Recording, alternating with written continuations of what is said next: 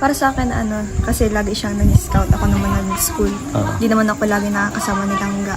Para po sa akin, lagi lang siya mag-iingat sa mga lakad niya. Tsaka, at siguro nabasa naman niya to sa sa short video sa YouTube. Ano yan? Ano lang, na pag yung dumating yung panahon na wala na sa kanya nakaka-appreciate, andito lang ako palagi. Basa ko yan. Wow!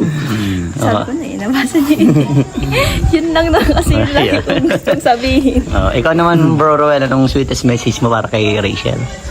Ano siya, bali, ganun din, di ba? Kung feel niya na, mukhang may kulang, di ba? Andito na ako pupuno. Di ba? Ganun.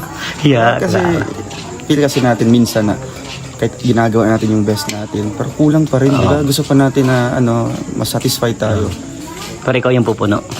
Siyempre. Yan, bro.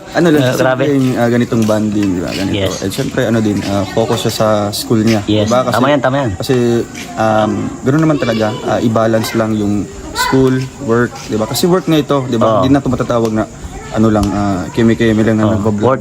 Work na talaga ito. Kasi sumusuporta to sa pag-aaral at sa family. Siyempre, family din, di ba? Yes. Balance lang. And, ayun, I love you. Yan. Ikaw, ano sabi mo? I love you too. Yan. Okay, best ma'am. Grabe. Ingat kayo ha, Rochelle.